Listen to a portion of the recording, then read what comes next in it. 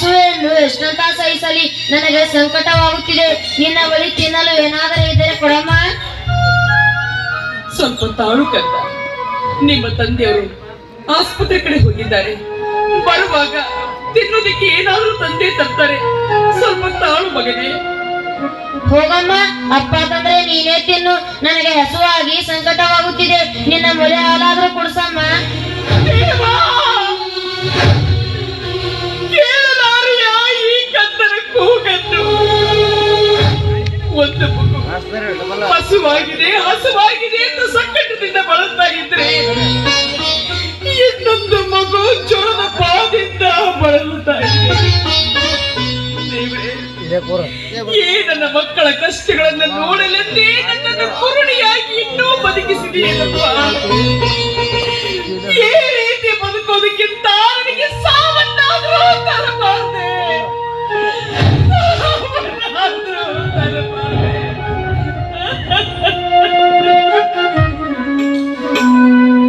ಬಾಬು ಕಂದ, ಇಲ್ಲಿ ಸಮೀಪದಲ್ಲಿ ಬಾವಿ ಏನಾದ್ರೂ ಇದೆಯೇನಪ್ಪ? ಏಕವ್ವ ಬಾವಿ ಕೇಳ್ತಿ? ಕಂದ, ಈ ರೀತಿ ದಿನ ಸತ್ತು ಸತ್ತು ಬದುಕೋದಕ್ಕಿಂತ ನಾವೆಲ್ಲರೂ ಒಂದೇ ದಿನ ಸತ್ತು ಹೋಗ್ಬಿಡೋಣ ಕಂದ, ಸತ್ತು ಹೋಗ್ಬಿಡೋಣ. ಅವ್ವ, ನಾವು ಬಾವಿ ಬಿದ್ದು ಸತ್ತರೆ ಅಪ್ಪ ಪರದೇಶಿ ಆಗುವುದಿಲ್ಲವೇ? ಬೇಡ ಅವ್ವ, ನಾವು ಬಾವಿ ಬೀಳುವುದು ಬೇಡ. ಅವ್ವ, ಇಂದಿನಿಂದ ನಾನು ನಿಮಗೆ ತಿನ್ನಲು ಕೊಡುವಂತ ಕಾಡುವುದಿಲ್ಲ. ನಾನೇ ದುಡಿದುಕೊಳ್ಳುತ್ತೇನೆ. ಸಣ್ಣವನಾದ ನೀನೇನಪ್ಪ ದುಡಿತೀಯ? ಭಿಕ್ಷೆ ಬೇಡ್ತೀನಮ್ಮ. ಎಲ್ಲಿಗೆ ತಂದು ಹಚ್ಚಿದೀಯಪ್ಪ ನಮ್ಮ ಪರಿಸ್ಥಿತಿ?